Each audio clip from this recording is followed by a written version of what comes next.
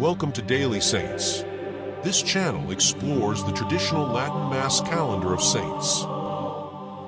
February 14th, the world celebrates romance. We're told the story of a brave priest who defied Emperor Claudius the Cruel, performing secret weddings for soldiers who were banned from marrying. We're told he sent the first Valentine card from a prison cell. It's a heroic tale of love versus the state. But if you look at the actual historical records, these stories are nowhere to be found. Today, we're stripping away 1,700 years of legend to find the real man. This is the gritty, true story of the martyr of the Via Flaminia, Saint Valentine. The historical mystery. The first truth we have to face is a strange one. There isn't just one Saint Valentine. If you dig into the earliest paper trail, ancient lists of martyrs like the Martyrologium Hieronymianum, to clarify, this is an ancient martyrology or list of Christian martyrs, one of the most used and influential of the Middle Ages. It is the oldest surviving general martyrology.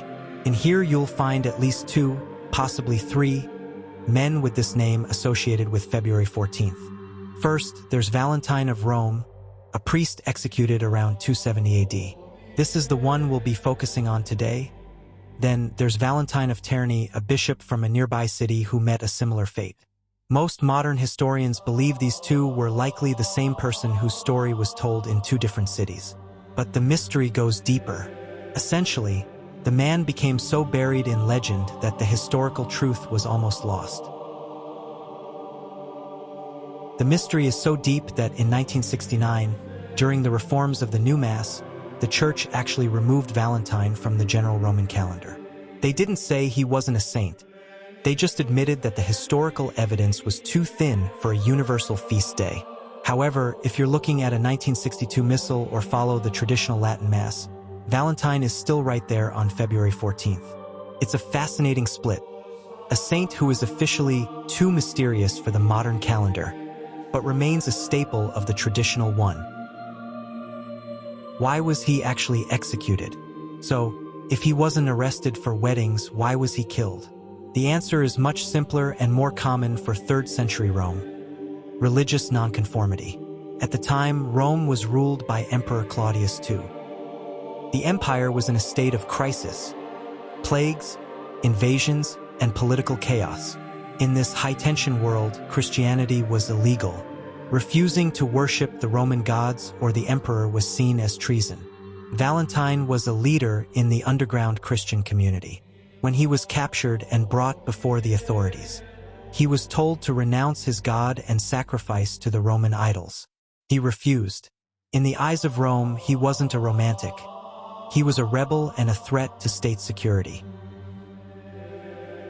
This is where the truth gets much darker than any greeting card. Because Valentine wouldn't back down, he was sentenced to a brutal 3-stage execution designed to make an example of him. First, he was beaten with heavy clubs to break his body and his will. Second, he was stoned. Finally, on February 14th, he was beheaded outside the Flaminian Gate. There was no "from your Valentine" letter. There were no roses. He was a man who chose a violent death over betraying his convictions. We know he existed because archaeologists later found his 4th century burial site and a basilica dedicated to him on that very spot along the Via Flaminia. The ancient Basilica of Saint Valentine, the ruins, located at the 2nd mile of the Via Flaminia. There was once a grand 4th century basilica built by Pope Julius I. The significance: this was the primary site for pilgrims for centuries. It was built directly over the catacombs of Saint Valentine, where his body was originally laid.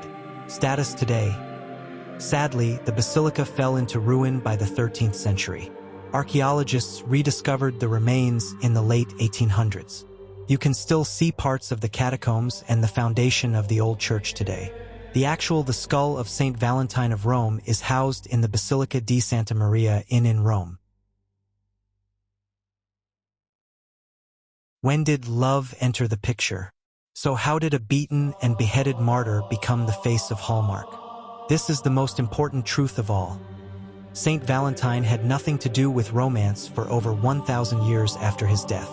The link between Valentine and love was likely invented by the poet Geoffrey Chaucer in 1382. In his poem Parliament of Fowls, he wrote that birds choose their mates on St. Valentine's Day. It was a total coincidence. In mid-February, birds in England began to mate for the spring. Chaucer needed a saint's day that fell during that time, and Valentine was on the calendar. Over the next few centuries, storytellers began to backfill Valentine's life with romantic stories, like The Secret Weddings and The Jailer's Daughter. To make the name fit the new romantic holiday, the legend survived. The history was forgotten. Valentine's true legacy isn't about chocolate or roses. It's about sacrifice. He didn't die for a wedding. He died for a belief. And while the legends make for a better movie, the truth is a story of a man who stood his ground against the most powerful empire on earth. So, this February 14th, remember the man on the Via Flaminia. He may not have been a matchmaker, but he was certainly a man of extreme devotion.